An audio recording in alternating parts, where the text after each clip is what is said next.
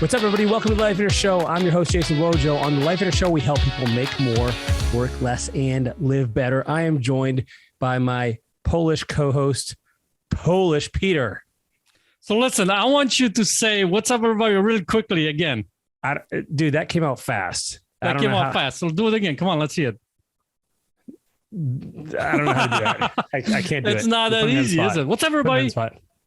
What's that? Putting me on the spot. That's right. Dude, so listen, guys. If it doesn't work out with Life Inner Show, I'm gonna do the disclaimers at the end of all the ads for this drug may cause heart attack, stroke, diabetes, cancer. But they say it so quickly you don't catch any of them. Like it's all in one word. Oh yeah, like the commercials on the TV, right? Yeah, exactly. Got it. And basically, we're gonna have to have like a really fun people just on the background or having fun, like running and playing, talking about that. Ball. Yeah. Exactly. So, dude, well, listen, I'm excited, and it's coming across because our topic today is awesome. This is something you and I discussed, and it's perfect timing because it's a new year. And, this is a time when people, you reflect. It's natural to reflect on what you've accomplished, but more so, you kind of put down this list of like, hey, here's all the things I want to do this year. And, as we talked about this, and this actually is totally coincidental, we started chatting and we're like, hey, like what are some good reasons for you to pursue something? What are some bad reasons to pursue something? What are some good reasons to quit pursuing something? What are some good reasons to quit pursuing something? And it just led to this, like, hey, I'm like, dude, we got to jump on the podcast because this is awesome. This is a great conversation. And since me and you are experts at quitting, exactly right. We should talk about that. So listen. Here's the thing, and because me and Wojo just talked about, and the reason what led to that discussion, and I just came out of my retreats. I had 2 retreats with my 2 groups, so awesome retreats, awesome people in there. And that conversation came up in there again, too. Let me pause you, though. Someone may not know what a retreat is. What is a retreat, Peter? When we get together, so basically, some of our people who are in Life on Air, there are coaching groups. They're in our coaching groups, and 3 times a year we come together. And we in a hotel room or Airbnb. And for the next 2 or 3 days, depending on the size of the group, we sit together and every single person has a hot seat that they go and speak about what's important for them. What do they want to get out of this particular turn? Maybe they share something about themselves. Maybe they are dealing with something that's very, hard in their life, or they have some kind of wins or challenges. And they look for the group to help them uncover or help them create a breakthrough or whatever it might be in that particular area of their life. Yeah. Now, there's something to be said when you are on a hot seat and there's 15, 20 people around you pouring into you for the next hour or so. And someone's usually right in that particular room, right? Either it's you or the 20 people. And I'll let you figure out who that is, who's right. But anyway, so the conversation, so that cleared that out basically? Yeah. It's a mastermind, right? Like it's a mastermind. It's better. I mean, it's the best mastermind I think it's out there, because people are coming with real life problems and challenges and looking for brainstorming, collective support, encouragement, ideas, feedback, advice. And so it's just awesome. I mean, just imagine the support and how much quicker you can move forward when you have all these other people collectively pouring into you that you can take those ideas and implement them and run with it. So it's just awesome. But I digress. Yeah. So continue. Yeah. One of the important things that I think distinguishes our groups from everybody else is there is no judgment in that room. And literally there is no judgment. Everything's coming from a place of love, the conversations. And it's amazing to see when people start opening up and being the real person, like the real Peter shows up or real Wojo shows up. It's amazing what you can accomplish. So one of the first conversations that came up in that is, how do I know when to quit and when to keep going? How do I know when to quit, when to persevere? Dude, because that's a huge question, bro. Like have you seen that picture of that like comic or that meme on social media? And it shows the guy with the pickaxe and he's like 3 inches away from like striking like he's dug this whole tunnel and he's about to hit gold and he's walking away. So I'm curious. I want to know the answer to this too. Me too. I want to know the answer to that too. So listen, that's a good little meme because it does show you how far someone keep going and going and going and going and going. And at some point they're like, well, this doesn't work. I should quit. And they could be this close, literally millimeters away from having that breakthrough. So at what point do you quit? So I went back to, I don't know if you guys read the book by Seth Godin, Dip. And in that book, he basically uses a different analogy of a woodpecker. And how does a woodpecker, can tap 20 times on 1,000 trees and get nowhere but stay busy, or he can tap 20,000 times on one tree and get dinner. That's his analogy. So the idea is like, that's a good one, Seth. What's that? That's a good one, Seth. Yeah.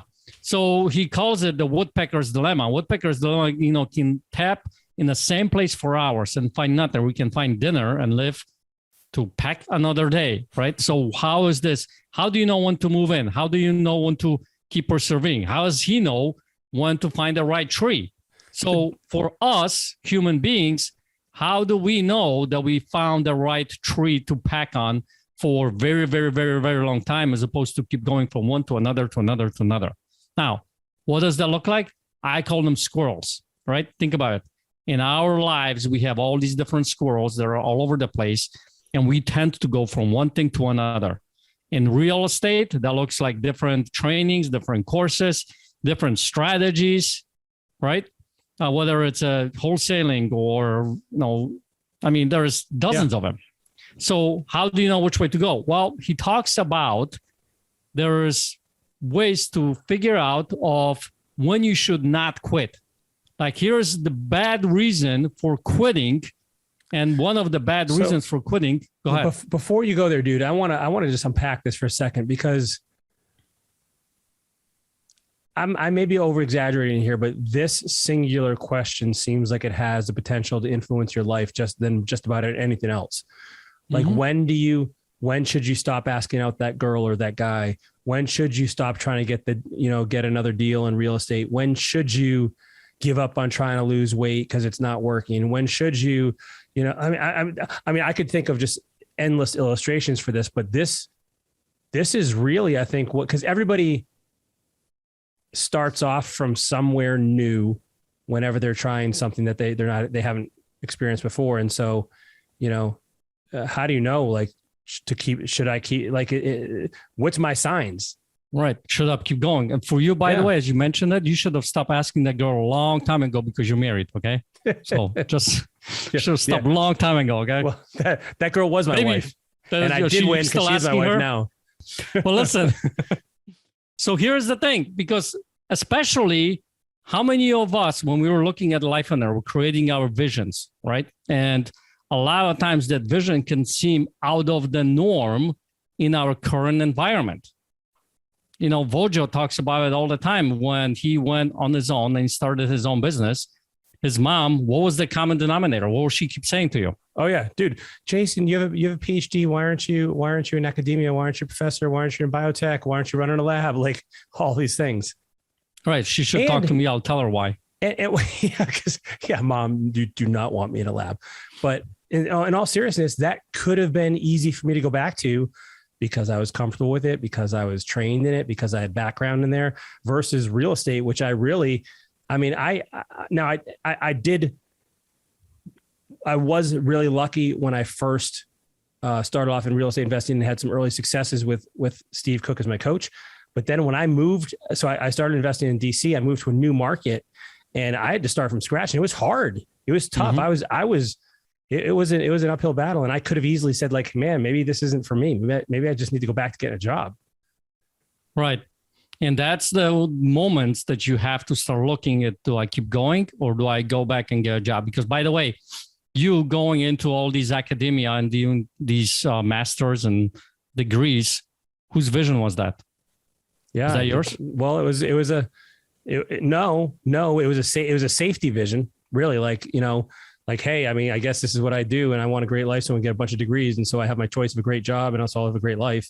But that was something that was taught to me, and that's what everybody else was doing. Like, it was the norm. Like, that's what you do. You get a job. Exactly. I didn't have any entrepreneurs in my family, and so I was kind of like on my own, trying something that I wasn't good at, and wondering, like, should I give up? Right. So that's probably a good indicator, because I can relate to what you're saying, because none of the people in my life, in my family, wherever entrepreneurs, you get a job. You go to school, you get a job. So here's the one thing that I would say that the reason for you to quit or to go after something else, if it does not align with your vision. I know it's a very broad subject, right? But if you think about it, like for instance, in Wojo's case, he didn't really, it was like a safety net for him to go and do academia and the master's degrees and all those kinds of things and lab and things like that. But you hated being in lab, didn't you? You didn't like it. Oh no, dude. It was, I did what I had to do. But it was never something I was passionate about. Right. So it wasn't you kind of a thing. No. So you it's pretty clear that this is the area you should not be focusing on. Well, so let's unpack this for people, because a lot of people don't have a vision yet. And by the way, a shameless plug in commercial right now. If you don't have a vision, come to our Get a Life Getaway. This is the place, the best place in the entire universe to get a vision. So come out to that. So shameless plug is there. But listen, let's what does that mean? Like, doesn't fit your vision. What does that mean? Because I can think of so many different applications for that. Like, how would you explain that to somebody who doesn't have a vision? Well, you first start looking at, if I could have anything that I would want in life, what would I look like? What would I want, right? We have these exercises that we do at the Get a Life Getaway events that helps people clarify what that looks like. When you start really looking at your life, what would you love to do? Because listen, you know yourself better than anybody else.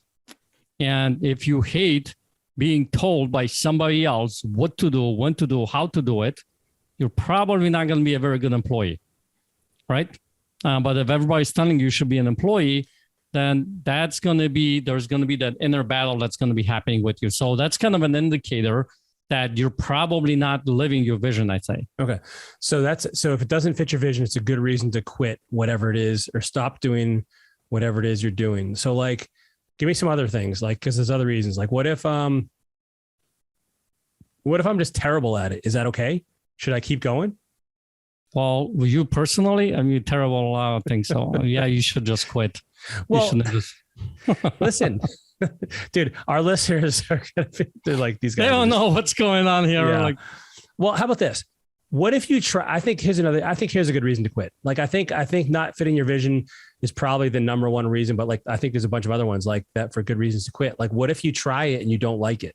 Like you thought it was going to be something else than it was. Like, I'll tell you, I considered going to medical school and being a physician. And as I experimented and got to shadow people and spoke with physicians, I found out what the real work life looked like. And HMOs dominating the medical system now meant like, seeing 50 patients a day and whatnot. And I'm like, this doesn't at all sound like what I thought it was. And so I realized it wasn't what I wanted, and similarly, like I've tried different physical activities or whatever, where it looked really cool on the surface, but once I got into it, I didn't like it. So that's something I'd say. Like if you think it's the coolest thing ever to have like a motorcycle and then you ride it a couple times, you're like, really, I don't really like this.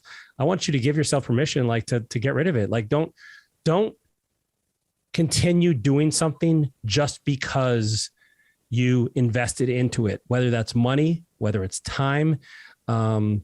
Speaking of jobs, Peter, I remember I was on the phone with my coach when I had my first job out of grad school. I was on the phone with my coach and I said, man, am I just nuts? Because everybody around me is like, this is a safe, secure, stable job. Everybody else seems like they're like getting by. And I'm like, am I nuts for wanting more? And he says, the only thing I think is nuts is doing something you're not passionate about because you got, an education in it.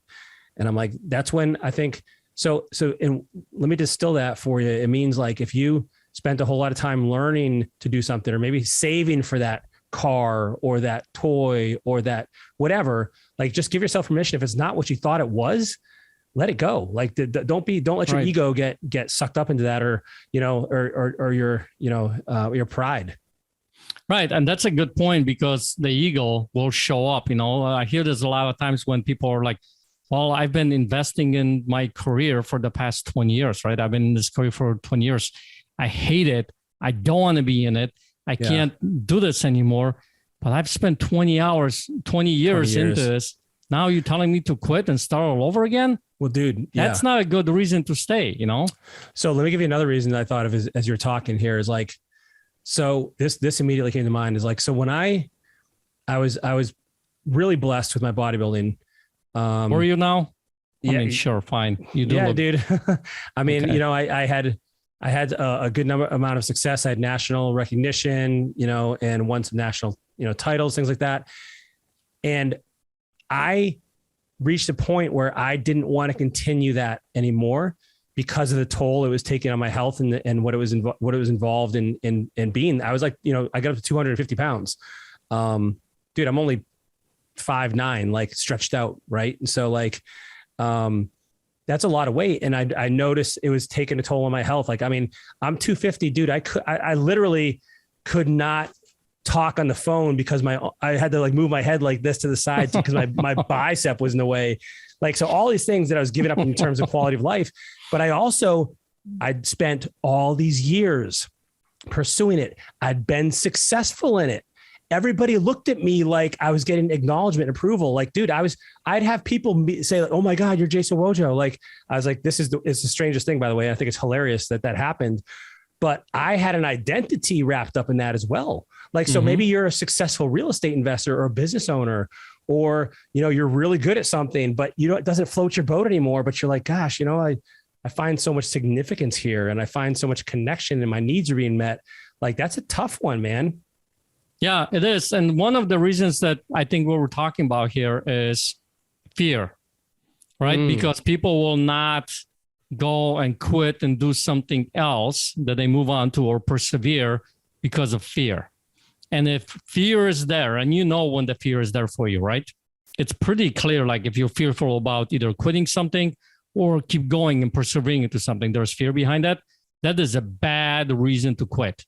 Okay. If it's a fear, I would not be quitting because that tells me that you're probably on the right track. So you know what I mean, let's talk about that for a second. So fear, it could be like fear maybe of what other people would say about you or what they'd think about you, or what am I going to do now? Like if I'm not this bodybuilder guy, who am I? Like, and what am I going to do? And, you know, and so like, talk more about the fear, like what other fears are there? Like fear of not succeeding, maybe like maybe not fear of not. Right. I mean, goals. there's different ways for people that it shows up, you know what I mean? And a lot of times it goes back to those two underlying fears that we all have. And one is fear of not being good enough or fear of not being loved, right? So when that starts to showing up for you, that's a pretty good indicator that you're probably going in the right direction. And what I want to encourage you guys to go and start looking at, what do I want my life to look like? You know, if I could really have the life that I wanted to do, whether it's because I've been, you know, by my parents or grown up in this environment and I want to do something else, I would encourage you guys to start looking, what do I want my life to look like? And start looking to taking the steps towards that. Because that fear usually just talks about, hey, from the past. It talks about your past that's trying to keep you. It's like, the way I look at it a lot of times is, one, that fear is run by this 5-year-old or 6-year-old of you, which he's not very good at telling you when fear is good or bad, right? And the second part, in most of the time, fear is actually good. It's a friend. The guy who tells you to help you, to guide you in the right direction. It just so happens that we're looking at the fear as a bad thing, as something that's not going to help us. It's like keep it at a distance, whereas you should embrace it. When you start embracing that fear, all of a sudden, a lot of cool things starts to happen in your life. So that's a really powerful way of looking at how you go about life and taking the next steps in your life. So fear is a bad reason to quit, you're saying? Bad reason to quit, yeah. All right. Another bad reason is mistakes. What does that mean? Well, that means that if you've done mistakes, like you've going after what you're trying to accomplish and you've made some mistakes. Okay. So now you said, you know what, I need to quit. Well, those are lessons that you're learning to help you get you to the next stage and level. That's how you level up. That's how you grow, right? You grow from the mistakes. If you never climbed the mountain, right? And now you're trying to go and climb that mountain, you're going to stumble upon certain things. The Mandatory incline keeps coming up in my mind. but you start to adjust how you go about doing it. So don't let mistakes sway you from, quitting something. If that is according to your vision, that aligns with your vision, right? This is what you truly want. And I think mistakes, dude, like, I think of, you're learning a new skill or to do something you haven't done before or expand your skill set somewhere. And as long as you look at those mistakes and you can see progress, like that, to me, that's encouraging. Like, maybe you're making mistakes, but maybe you're making less mistakes, or maybe you're making fewer mistakes. And eventually, well, you know what? I don't know if you ever stop making mistakes, quite frankly, but, eventually I think you can still see the progress behind the mistakes. You can see the momentum build behind the mistakes. And so that seems to be something that's totally true. Well, someone who just lives in quote unquote, this really cozy comfort zone, the bubble, they're not going to make a lot of mistakes, right? Because they're not going to take any chances. But someone who's out there taking chances, they're going to make mistakes. It's just part of way of life, whether it's in relationships, all of a sudden you open yourself up to your spouse, right? You become vulnerable. You say something that may be a good thing. It may not be a good thing, but that chance, you're taking that chance, you're starting to grow in that area. Maybe you try different marketing strategy in your business, right? The different types of, you used to do, postcards, and then you started creating different message. All of a sudden you're not getting the stuff that you're supposed to get. Like you're not getting people responding to you. Well, you made some kind of a mistake. You found out that all of a sudden you forgot to put a phone number on there. Well, that's a big mistake, right? But is there a reason to quit? No, right? You start moving in the right direction. You start learning from those mistakes as lessons to be able to grow. Because think about it this way. In my life, for instance, the biggest growth periods that I've gotten is in the biggest problems, biggest lessons, biggest traumatic times in my life, biggest mistakes that I've done in my life. That's the biggest growth that happened immediately after. Yeah. Right? Yeah. I grew tremendously when my parents got divorced when I was 8. Had to start taking care of myself much more, right? I grew tremendously when I got divorced. Grew tremendously in that area. And in my business too, when things failed or whatever, right after I started growing tremendously. So if you create mistakes, look for that. Here's an opportunity for me that's coming up that I'll be able to grow and get me closer, because growth is not linear, right? Okay. It keeps going up. Yeah, so it's up and that's down. a bad reason to quit. Hey, we'll be right back with our interview, but before we continue, I want to tell you about something really cool that Life Inner does. Now, you may have heard us talk about this in the past. We've brought it up on several different occasions, and I think it'd be really valuable for you to check it out. And what I'm talking about in particular are 2 events that Life Inner uses as a foundation to help people create a life and business they love. The first one is the Get a Life Getaway. Now, the Get a Life Getaway is our flagship event. We've been doing these things for over 12 years, have had over 10,000 people go through it. And the purpose of the Get a Life Getaway really is for you to figure out exactly what you want your life to look like. Now, you may think you know what you want your life to look like. I'll tell you, after dozens and dozens and dozens of conversations with people, it becomes readily apparent that people really don't know what they want. And it's been said before, T. Harv Eker said this one. He said, the reason why most people don't get what they want is because they don't know what they want. And we see this all the time. So when you come to this event, you will learn specifically and exactly what you want your ideal, dream, perfect life to look like. And this is really important. Catch this. You'll have the action steps to get there. All right. This isn't pie in the sky, feel good approach to living. This is strategy. This is tactics. This is an exact action plan, a blueprint for your ideal life. We'll figure out how much that's going to cost you. Meaning what does your dream life actually cost you? How many hours are you going to have left in your schedule for work and for the things you want to do? How do you design your life so that you get to put the things on your calendar first that you want to do? And then we'll figure out how to make the money and design the business after that. Now, that leads me to the second part here, which is our Business Builder Workshop. Because at the end of the day, let's say you come to the Get a Life Getaway and you decide that you want to work 15 hours a week. Well, that's awesome. Fantastic. But how do you do that? So now the Business Builder Workshop is a follow-up to the Get a Life Getaway. And what we do there is help you design the business in a way that gets you out of the day-to-day and that elevates you out of an operational owner to an actual business owner. So how can your business run without you if you choose to do that? How can you scale? What are the secrets to marketing to get you ahead of your competitors? We talk from A to Z how to run a successful business, how to automate, how to eliminate parts of your business that don't serve you, how to delegate. Peter, what do you think about this? What do you have to add? Well, so how would they find out about that? Good point. Go to lifevineyard.com to see our schedule. We do a handful of each of these events per year all over the country. And so if you want to join us, which I really, really, really want to strongly recommend you do. And I want to tell you, go to the Get a Life Getaway first, because you really need to know what your life is going to look like before you can set up your business to accomplish that. And you'll see our schedule of upcoming events. So lifevineyard.com, check it out. Well worth it. Let's get back to our interview right now.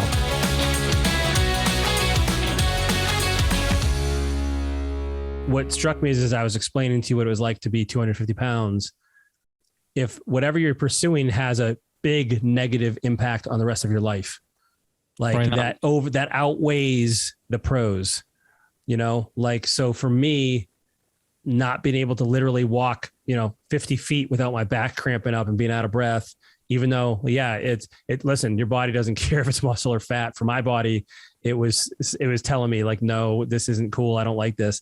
And it was having a huge negative effect in my life. And so, I think you got to look at that too, man. Like, are the cons outweighing the pros? Like, so for instance, like I have a buddy, he's a drummer and amazing drummer.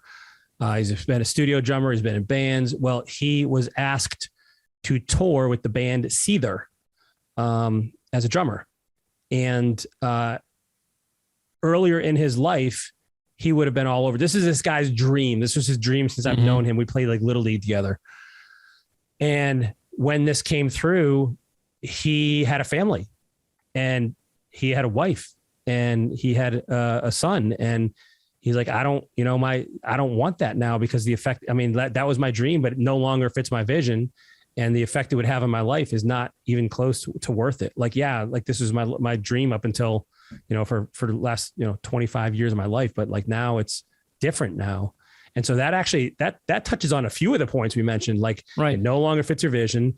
It would have a negative effect on your life. And you spent a whole lot of time doing it. Doesn't mean you should continue.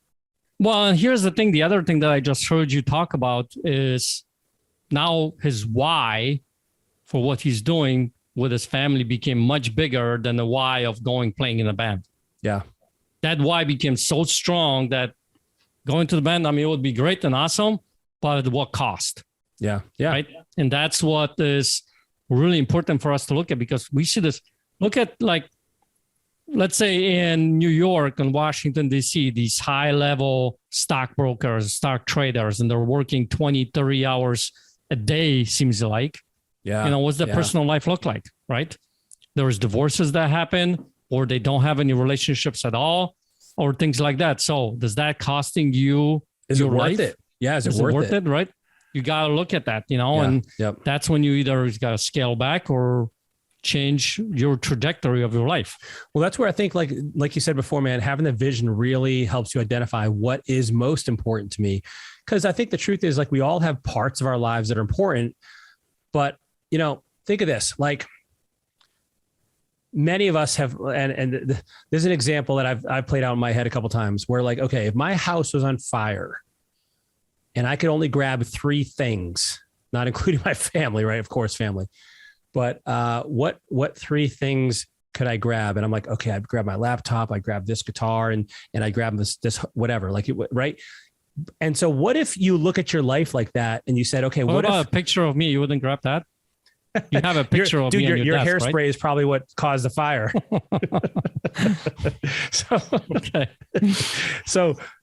But what if you looked at your life like that, man? Like, what if you looked at every part of your life, right? Like, and this is an analogy, like your house is your life.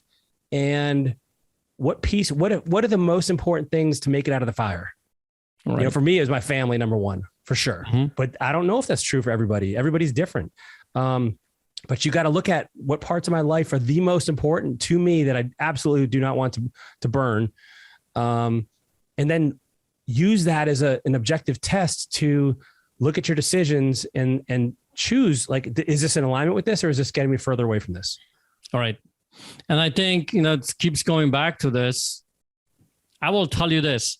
Before Life on Air, I didn't know there was such a thing as a vision. I had no clue that I can write my own vision for my own life. And in today's world, whether it's I'll be with Life on Air or not in Life on Air, that vision is always going to be there because it's the guiding light. It's the GPS for my life, what I want my life to look like. And all the different things that are coming at me or opportunities or whatever it might be, I constantly look at, okay, does this align with my vision? Does it help me get closer to the vision or further away? Yep. And all those different shiny objects that I know before I would take advantage of because I've done it, right? Somebody came, I got this business opportunity for you. Hey, let's jump on it. I was right then and there, you know what I mean? And all of a sudden I'm working 100 some hours a week and that cost me a lot. So I know we keep going back to this vision, but it is, whether you do it with the Life on Air and, you know, the thing is we have this figured out, but or you do it by yourself. It's so important. Just still do it. You still got to do it. Yeah. All right. What else we got, man? We got any other good reasons or bad reasons to quit? Well, one of the things he talked about is bad reason to quit is inertia. Ooh, explain this. Well, inertia, you know, like an object in motion stays in motion. Object in not in motion doesn't rest. Does it rest? You know, I obviously I failed physics. Translations are available. Translations, in the show back notes. table kind of thing. Right. But the thing is, you know, if you're not doing anything, right? Or if you are doing, you have something that's happening that's in motion. You got the momentum going, right? That's probably not a good reason to quit because you have momentum going behind you, whatever it is that you have going in life. Now, the momentum, it can be fast or it can be slowed down or it could be different, you know, variations. But as long as there is some momentum, it's probably a bad reason to quit. So, okay. So you're saying a bad reason to quit would be if you have momentum, then you shouldn't quit? You have momentum. Yeah, you shouldn't quit because listen, if we're going with the idea of the Life on Air, right? And you have this vision and you have a momentum that's going to it. Yeah. It's probably not because now all of a sudden somebody comes into you and say, listen, I got this business opportunity. Yep. And that has happened for me about 6 months ago now. Mm-hmm. I have a momentum going on in my life with coaching and all that kind of stuff and what we're doing here. And one of my really good friends, I know him for a long time, he came to me and asked me if I want to be a part of his company that he's growing. And it's going to be probably a very successful company. And I start looking at it and I'm in momentum. It's probably I will have to abandon certain things to move over and do stuff with him. Bad idea. Yeah. Bad reason for me to quit what I'm doing. You know, as we're talking here, I'm thinking about when I was in grad school, my PI, that stands for your boss. I've been working on this experiment for like 2 weeks. None of them were working. I finally get this experiment to work and I'm ready to like kick back and like just celebrate for a few days and relax. Cause I've been working my tail off for these last couple of weeks and I just celebrate. And he's like, no, are you insane? He's like, that is not you. When you get an experiment to work, you keep going, you double down. Like you don't quit. You're going to ruin the momentum. And I was like, oh man, like that wasn't what I wanted to hear, but he was right, man. He was so right. That's what we do a lot in life, right? Think about it. It's, for instance, we interviewed a while ago your friend who does the ultra marathons. Oh yeah, Karen, right? And I remember asking her about, you know, what happens when you're doing this 60-mile marathon or 100-mile marathon and you're 3/4 into it and body starts screaming, stop, stop, stop, stop, stop, stop, right? And she starts to negotiate. She starts to look forward to what she's going to learn after she finishes the finish line, crosses the finish line, right? So what will happen if she started to slow down? Started to lose that momentum. Pretty soon the negotiation in their mind would win over and she would stop running. Dude, that's so true. Cause like if you've ever done like, if you're like running and then you start to walk, it's hard to start running again because your body's like, no, I don't want to run now. I don't want to run. Yep. And it's giving you all kinds of reasons to not. Yep. So that momentum is so important. But here's the thing. If you do lose that momentum, because some people do it, don't beat yourself up over it. It's like, you know, now that I've lost momentum, it's all over kind of a thing, because some people do that. just get back on the horse, right? It happened. Get back on the horse and start creating the momentum again. Well, it always starts harder, but eventually it's going to get better. And to that point, like when you're starting up again, you're building momentum again. So just be okay with like, you just gotta light the match, let the kindling do the rest of it. So take that small step, do something like, you want to, you have this daunting task in front of you. You got to clean your office and it looks like, a bomb went off. Okay, well, put these 5 papers away. And then, exactly. Those small steps will get you to the ultimate goal. That's awesome, dude. What else we got? Is that it? I mean, I think we covered a lot. We covered a lot, but the main point I think that I'm hoping that the people will take away from this is you got to have this guiding light for yourself to see where you're going. Because otherwise you're kind of wandering in life. Well, yeah. Think of it like think of a ship at sea. Like imagine this moment just picture this in your mind right now. You just got dropped off. Like you're in a boat and you got dropped off. You can't see shore. You got spun around and now you're in the middle of the ocean and you need to start swimming in some direction.